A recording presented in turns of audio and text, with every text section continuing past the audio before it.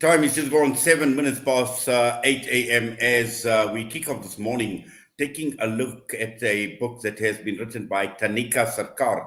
And the book is called Hindu Nationalism in India. And for 2 decades, Tanika Sarkar has forged a path through the alleys and byways of Hindutva. And joining us this morning to tell us more, and I've seen a post come through from none other than Professor Dilip Menon. Professor Dilip, good morning to you, sir, and welcome to the show. Good morning, and I'm delighted to be on the show. Yes, wonderful that you're able to join us. And as always, we do appreciate you taking time out talking to us here at Salam Media. Now, I've seen your post. I'm not too sure whether you've read the book already, but looking at this book by Tanika Sarkar and highlighting, Hindutva, and obviously she's been through a lot in terms of writing this book, but also at the same time, she's visited people, she's visited offices, schools, temples, and she's had quite a deep insight into what Hindu nationalism is all about. Yes, indeed. I mean, I must say that I have not read the book as yet. The book has just been published.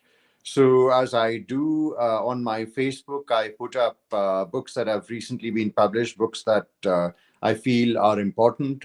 So I put it up. Professor Tanika Sarkar was my teacher when I was an undergraduate at Delhi University, and I've been following her work over the last, God knows how many years, almost 30 years or so. She and her husband, the distinguished historian Professor Sumit Sarkar, ever since the 1990s and the destruction of Babri Masjid, have been working on Hindu nationalism and the RSS, the Rashtriya Swayamsevak Sangh, the arm of the Bharatiya Janata Party, which is currently in power in India. And they have done a series of interviews with members of the RSS. They've done extremely detailed archival work.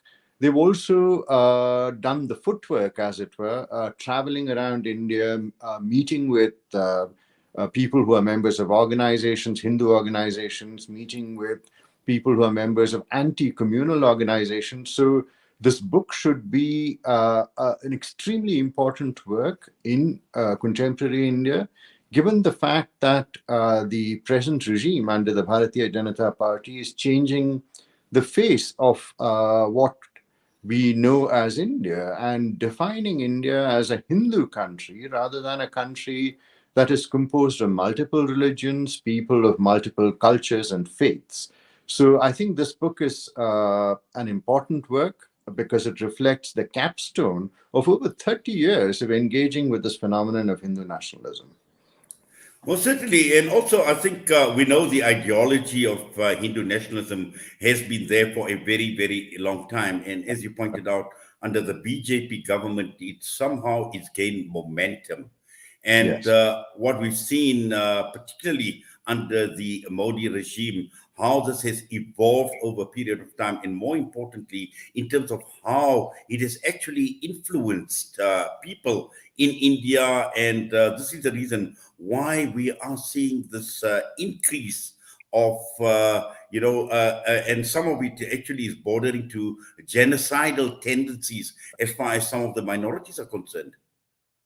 Yes, actually, Inayat, I think we need to have a much broader and longer perspective on this, as you say. The RSS, the Rashtriya Swayamsevak Sangh, was founded in Nagpur, in Maharashtra, in the early decades of the 20th century. Now, this is important to remember because Maharashtra also has a long history of the kind of glorification of the king, Shivaji, who fought against the Mughals. And so there's a strong vein of anti-Mughal and grading into anti-Muslim sentiment, which is part of the political realm. But it's important to remember that Nagpur is also the site where you had the first stirrings of lower caste mobility. Maharashtra has a very strong tradition of working against caste inequality. One of the foremost reformers of caste, Jyotiba Phule, in the 19th century, and Dr. B.R. Ambedkar in the 20th century come from that state. So the founders of the RSS were upper caste Brahmins. So there's a twofold history that we have to recognize. One is a history of caste in India, and the fact that Hinduism is a very inegalitarian and hierarchical religion. So the foundation of the RSS had a twin thrust. One, it was a resistance to lower caste mobility. Two, it was built on resentment against Muslims. So, what we have seen increasingly with the BJP coming to power is that the considering by Hinduism of the Dalits or the former untouchables as less than human has been extended to Muslims as well. So one could possibly argue that what we have seen in this period of the last 10 years or so under the BJP is the Dalitization of the Muslim, that the Muslim in India is being regarded in very much the same way as upper caste Hindus regard Dalits. So this Dalitization of the Muslim has really meant that Dalits and Muslims have become the targets of upper caste Hindu attack, driven by questions of hierarchy as much as religion. And this is the aspect that Tanika Sarkar has begun to write about much more recently, because, as you know, in India, we've largely had a Marxist understanding of history, which has meant that issues of class and class difference have been regarded as much more important than questions of caste. And so, what we see in the BJP right now is this coming together of questions of caste and questions of religion in the twin attacks on the Dalit and the Muslim. Yes, and also I think what is important for us to understand, Professor Dilip Menon, is, and I'm sure Tanika Sarkar would have addressed this issue in her book, that this is not a widespread phenomenon where one looks at, we're not looking at an entire Hindu population that would subscribe to this Hindutva ideology and this ideology of hate. And sometimes we get it wrong, but because, India, we know, has got a huge population. It's got a massive population, 1.2 billion people that we are talking about. But I'm not sure it's as widespread as it appears to be, because there are many, and I would say the majority of the Hindu population are peace-loving people and will not subscribe to what Hindutva stands for. You're so right there. In our state of Kerala, in the southwestern part of India, and we have a population that is 60% Hindu, 20% Muslim, 20% Christian. The earliest mosque in India is built in Kerala. It's built in the 7th century AD, around 200 years after the birth of the Prophet. So I think the important thing to remember here is that wherever this question of caste has been addressed frontally, right, questions of hierarchy and inequality have been addressed frontally, as in southern India, in states like Kerala, in states like Tamil Nadu, where the BJP is not particularly strong. In the north, particularly in the states of Uttar Pradesh, the most populous state in India, and in Gujarat and in Madhya Pradesh, the BJP has managed to actually disguise its inability to handle questions of caste hierarchy by diverting attention to the attacks on Muslims. And this is an important fact to remember, that the histories of southern and northern India are very, very different. I think in the north, the BJP is able to draw upon histories of Muslim conquest and so on and so forth in very perverse, distorted ways. Whereas in southern India, the history of Muslims has been the history of traders, of Sufis. So you have a very different engagement among Hindus in southern India with the idea of Islam as a tolerant religion, as an expansive religion, as an egalitarian religion, in opposition to the inegalitarianism of Hinduism.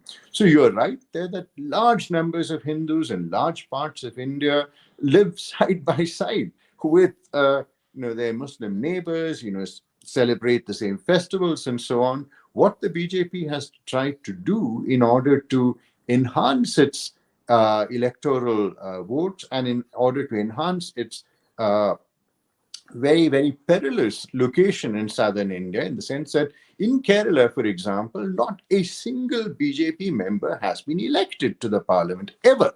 Right? This is important to remember because it's a society that is built upon a harmony between Hindu, Christian, and Muslim. So I would entirely agree with you that we all hope in India that this nightmare will pass, that these exacerbation of antagonism between human beings will pass, because in the end, India is built on secularism, is founded on secularism, and India belongs to everyone who lives in it. Exactly. And also, I think, you and I obviously are of Indian origin, and we living in South Africa, and we know about Indians living in the diaspora right across the entire world.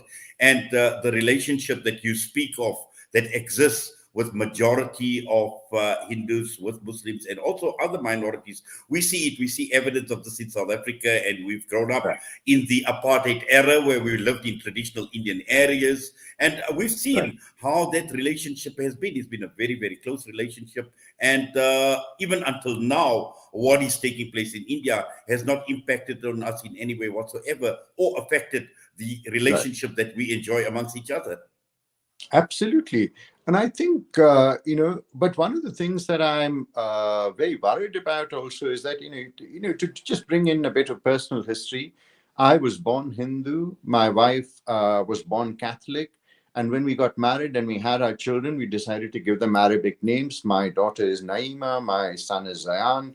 And for me, this is the vision of India that I grew up with, that my parents raised me on, that we are all in some sense equal, we work with each other.